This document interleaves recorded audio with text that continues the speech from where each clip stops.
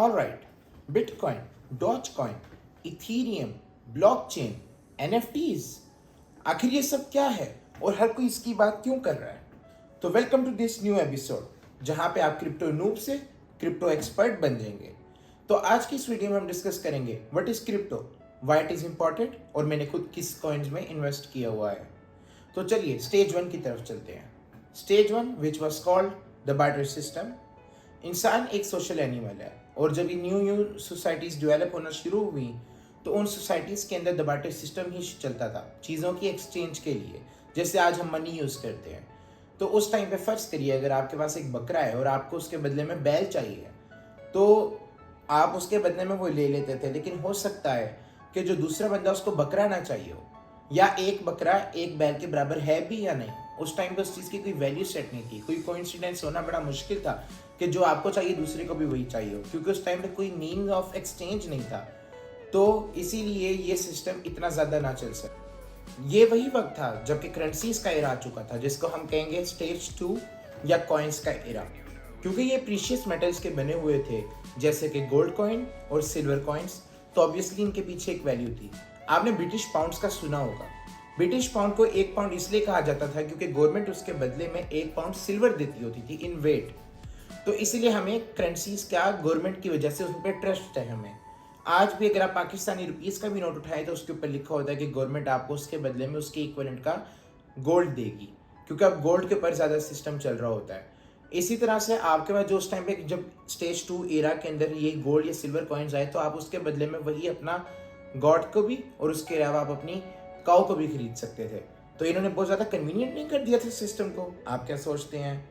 That comes where एक और system आ गया था जिसको हम कहेंगे स्टेज 3, और इसके अंदर बैंकिंग सिस्टम आ चुका था।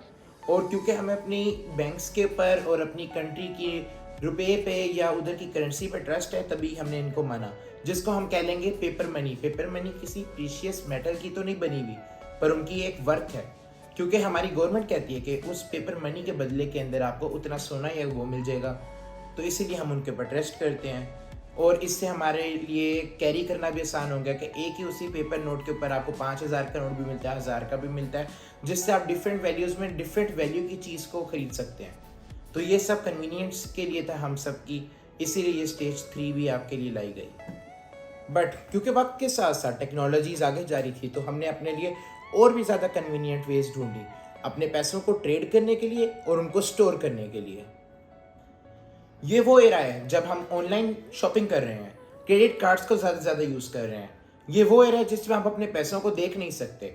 वो ना तो कॉइन्स हैं, ना आपका बकरा, ना आपका बैल, और ना ही आपके नोट्स हैं, क्योंकि अब ये सिर्फ एक स्प्रेडशीट की मार है कि अगर आपने आज अमेजोन से कुछ खरीदा मैंने, तो वो मेरे अकाउंट से फर्ज करें अगर मैंने $10 की चीज़ खरीदी तो $10 माइनस आ जाएगा मेरे अकाउंट की स्प्रेडशीट में, और अमेजोन की स्प्रेडशीट में वो $10 प्लस आ जाएगा। ये सब कॉन्टेक्स्ट में आपको, या ये सब इंट्रो में आपको इसलिए दे रहा हूँ ताकि मैं आपको बता सकूँ क्रिप्टो कहाँ पे है, क्रिप्टो कितने पानी के अंदर है। तो इस सब को जानने के लिए ज़रूरी है कि आप पहले इस सब का बैकग्राउंड जानें कि कैसे वक्त में हर वक्त के अंदर ट्रेडिंग होती रही है। तो अब हम स्टेज 5 में हैं जिसके अंदर एक्सचेंज बहुत कन्वीनियंट हो चुका है, यानी एक एरा ऑफ एक्सचेंज जो कि बहुत कन्वीनियंट है वो आ चुका है, यानी कि क्रिप्टो करेंसी। क्रिप्टो करेंसी जो है एक बेसिकली सिर्फ एक वर्चुअल एसेट है जिसका ट्रांसफर किया जा रहा है। इसकी बैक पे ना तो गोल्ड है, ना ही सिल्वर है, ना ही किसी बैंक के नोट्स हैं, और ना ही इसकी जो स्प्रेडशीट्स का वो है वो किसी बड़े बैंक के अंदर होता है। ये भी स्प्रेडशीट्स के ऊपर ही डाटा की ट्रांजेक्शन है, यानी इसका मेन कॉन्सेप्ट स्टेज 4 वाला ही है। लेकिन इसकी जो स्प्रेडशीट्स है वो एक नहीं है, किसी बैंक के पास नहीं है, बल्कि ब्लॉकचेन के ऊपर कोडिंग के अंदर स्टोर्ड है, जो कि बहुत ज़्यादा स्प्रेडशीट्स होती हैं। अगर किसी एक को आप छेड़ भी दें तो आप उसको ख़राब नहीं कर सकते हैं, क्योंकि अगर मिलियंस के अंदर सेम डाटा पड़ा हुआ है तो अगर किसी एक ने एक को ख़राब कर दिया तो बाकी सबसे मैच करके पता चल जाएगा कि वो वाली फाइल करप्ट है। और एक टाइम में इतने सारे नोट्स को, इतनी सारी स्प्रेडशीट्स को कोई भी हैक नहीं कर सकता, जबकि वो दुनिया के 500,000 कंप्यूटर्स को हैक ना कर ले। और इसके अंदर एक और बात यह है कि इसके लिए हर कोई क्रेजी क्यों हो रहा है। Why is crypto getting a lot crazy? Because number 1 ये डिसेंट्रलाइज्ड है, और नंबर 2 इसके अंदर क्या नाम होता है, इसकी जो कॉपीज हैं, जैसे कि मैंने अभी बताया, तो इसकी स्प्रेडशीट की कॉपीज बहुत ज़्यादा है। आपने क्रिप्टो माइनिंग या बिटकॉइन माइनिंग का सुना ही होगा, जिसके अंदर एक बंदा सेटअप करता है और उसके सेटअप के अंदर उसके बाद लेजर होता है जिसपे स्प्रेडशीट्स की ट्रांजैक्शन हो रही है उस पर्टिकुलर कॉइन की जिसकी आप माइनिंग कर रहे होते हैं। टोटल कॉइन्स हमारे पास जो है वो 4000 से भी ज़्यादा हैं इस टाइम पे, जिसमें से एक बिटकॉइन है। तो आप उसके लिए काम करेंगे, यानी उनकी ट्रांजैक्शंस में हेल्प करेंगे, उनके स्प्रेडशीट्स के डाटा को स्टोर अपने पास करते हैं अपने लेजर के अंदर। उसके बदले में वो कंपनी वो कॉइन आपको एज अ रिवॉर्ड अपने कॉइन्स ट्रांसफ़र करती है। अगर आप बिटकॉइन करेंगे तो आपको कुछ बिटकॉइन मिल जाएंगे, वो भी जितनी आपने सेटअप जिस हिसाब से लगाया होगा। तो आखिर इतने ज़्यादा माइनर्स होने का हमें क्या फ़ायदा है? सबसे पहले तो इतनी ज़्यादा स्प्रेडशीट्स, इतने ज़्यादा लेजर जिसके अंदर डिफरेंट तरह के डाटा स्टोर हुए हुए हैं। इसकी एग्जांपल ये कि अगर आज मेरे पास 5 बिटकॉइन है और मैं उन 5 बिटकॉइन को किसी एक्सचेंज में सेल करने जाता हूँ, तो वो सबसे पहले तो उन तमाम लेजर्स को चेक करेगा एक्सचेंज। अगर उन सब में अप्रूव हो गया कि मेरे पास 5 बिटकॉइन हर लेजर में शो हो रहे हैं, तो वो उसको सेल कर देगा और ऑटोमेटिकली अपने नेटवर्क सिस्टम में अपडेट कर देगा कि मेरे जो बिटकॉइन है वो -5 हो चुके हैं। इसी तरह से इसका एक और फ़ायदा यह है कि अगर कोई इसके अंदर फिशी हरकत करता है, कोई हैकिंग की हरकत करता है, तो आराम से ट्रेसेबल हो जाएगी। जैसे कि आज अगर मैं एक हैकर बन जाता हूँ, तो हैकर बनने से ये होगा कि मैं किसी अपने आप को यानी कि अमीर करने की कोशिश करता हूँ, किसी एक लेजर में घुस के अपनी बिटकॉइन की अमाउंट को बढ़ाना चाहता हूँ, बढ़ा देता हूँ टाइप करके, हैक कर लेता हूँ, तो ये काम नहीं करेगा। और उसकी वजह यह है कि एक में चेंज कर लिया, 2 में कर लिया, लेकिन मिलियंस ऑफ स्प्रेडशीट्स हैं, मिलियंस ऑफ लेजर्स हैं, जिनमें मैं इजीली तो नहीं कर सकता, कर ही नहीं सकता, ऑलमोस्ट नामुमकिन है। तो इस वजह से मैं एक हैकर का होने का भी मुझे कोई फ़ायदा नहीं है। ये एक बहुत ही ज़्यादा कंट्रोल्ड और ऑर्गेनाइज्ड सिस्टम है हमारे पास, जो कि ये पड़ा हुआ है। आपको सुनने में तो ये कॉम्प्लेक्स लग रहा होगा, मुश्किल लग रहा होगा, लेकिन आप अल्टीमेटली रियलाइज़ करेंगे कि जिस तरह दुनिया बढ़ती जा रही है, मॉडर्न होती जा रही है, टेक्नोलॉजी की तरफ आती जा रही है, उसको ये चीज़ें सिंपल लग रही हैं। वक्त के साथ साथ लोग इसको अडॉप्ट कर रहे हैं। जैसे कि पेपर मनी को हमने हर स्टेज पे बात की कि वक्त के साथ लोगों ने कैसे अडॉप्ट किया, इसी तरह ये चीज़ भी एक अडॉप्ट हो गया। अल्लाह जाने कल को इसके बाद कौन सी टेक्नोलॉजी आ जाए, लेकिन फ़िलहाल हम इसी स्टेज के ऊपर खड़े हुए हैं। दूसरी बात ये कि हमें क्रिप्टो के लिए इंटरनेट चाहिए होता है। सबसे मेन चीज़ क्रिप्टो है, तो इंटरनेट है, तो आप क्रिप्टो आराम से कर सकते हैं, और वो ऑलमोस्ट पूरी दुनिया के अंदर इजीली अवेलेबल है। इवन के गाँव चाँव तक भी, most of the village areas के अंदर भी अवेलेबल है। तो और दूसरी बात ये, इस तरह के एरियाज़ में इंटरनेट तो आ जाता है किसी भी तरीके से, लेकिन उधर बैंक प्रॉपर सिस्टम होना बड़ा मुश्किल है, और इसीलिए ये क्रिप्टो के एक अच्छी साइड पॉइंट है। बैंकिंग सिस्टम के लिए आपको लीगल पेपर्स भी चाहिए होते हैं, और काफ़ी मुश्किल सिस्टम होता है उस पर ट्रेडिंग वगैरह करना और अपने पैसे वगैरह जो भी चीज़ें करना बड़ा मुश्किल है कंपेयर टू क्रिप्टो करेंसी। और यही तो मेन पर्क है क्रिप्टो का, कि जो क्रिप्टो है उसके लिए आपको अब बैंक्स की और ज़रूरत नहीं है। और जो दुनिया है वो अब जो यानी कि कह लें मोस्ट ऑफ द पीपल हैं, वो आजकल ओपन ट्रेसेबल ट्रांजैक्शंस पे बिलीव करते हैं कि अगर कोई ट्रांजैक्शन करता है तो वो हर जगह शो हो सके, हर कोई उसको चेक कर सके, ताकि कोई money laundering cherry blossom governments वगैरह के लिए भी बहुत ज़्यादा सिक्योर है। इसका एक और मेन पर्क जो हमें ये है वो ये है कि आपको you don't need banks any more. अगर आप आज इंटरनेशनल ट्रांजेक्शन्स करना चाहते हैं तो आप इसके साथ इंस्टेंटली कर सकते हैं। आपको बैंक्स के पर जाने का, लीगल पेपर वर्क करने का, और उसके बाद तकरीबन आधा दिन या 1-2 दिन वेट नहीं करना पड़ेगा कि आप इंटरनेशनल ट्रांजेक्शन्स कर पाएँ।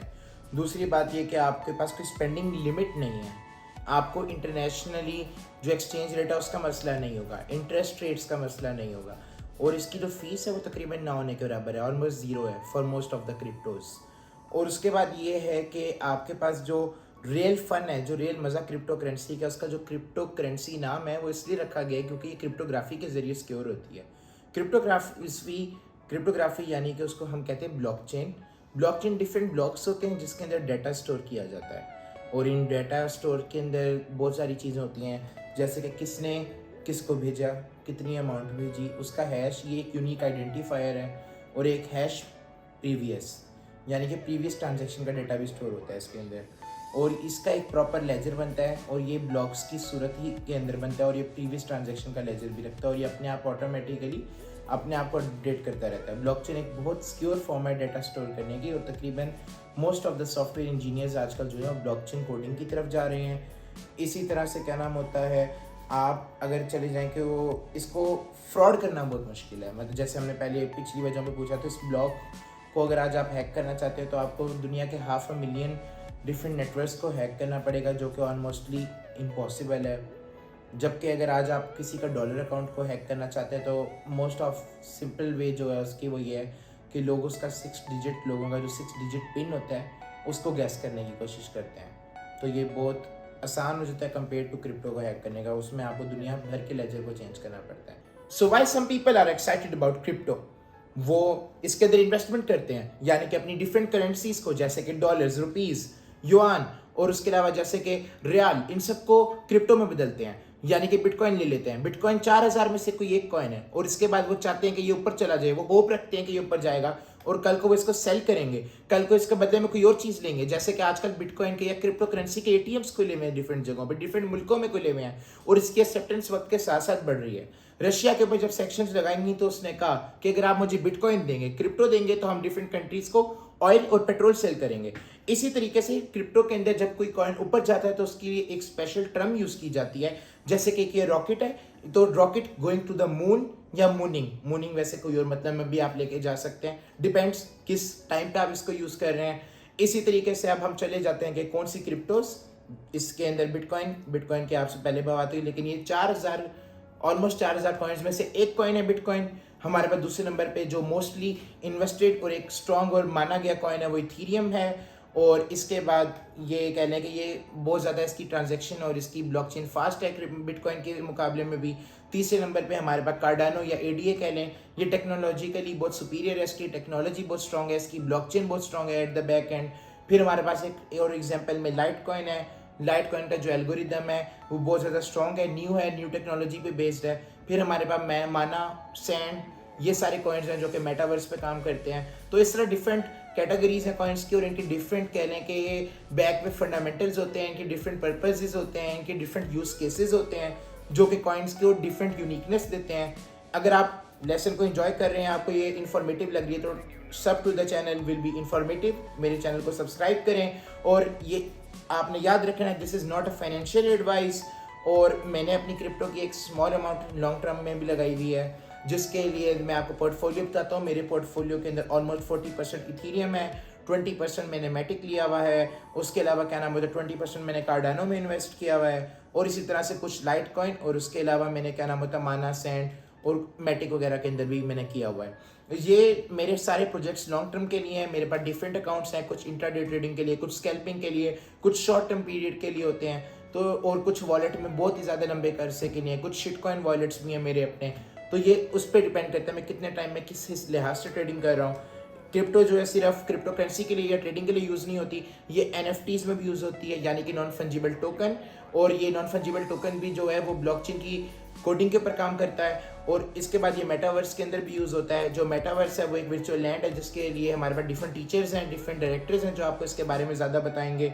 और इसी तरह ये Web3 में भी यूज़ होता है। और ये सारी जो ब्लॉकचेन है ये प्रूव करती है उस डाटा की इंफॉर्मेशन, मतलब कि ये किसकी ऑनरशिप में है। जैसे कि नॉन फंजिबल टोकन एक तस्वीर हज़ारों लोगों के पास भी हो सकती है। जैसे कि आपने एप देखा होगा, एप एक NFT था जो कि आप देखेंगे अभी स्क्रीन के ऊपर कितने ज़्यादा इथीरियम में यानी कितनी अमाउंट में सेल किया गया है। तो आपने क्या नाम होता है एक और टर्म को याद रखना है, शिट कॉइन। जैसे मैंने बोला तो एक डॉज एक मीम कॉइन है, शिट कॉइन था। इसके कोई बहुत ज़्यादा स्ट्रॉन्ग फंडामेंटल्स नहीं थे कि थोड़ा बहुत मिलता जुलता था लाइट कॉइन से, इसके थोड़ी बहुत ही जो टेक्नोलॉजी थी, लेकिन ये इलॉन मस्क के ट्वीट से ऊपर चला गया और ये एक मीम कॉइन था, लेकिन कुछ ने पैसे बनाए भी, कुछ ने गवाए भी।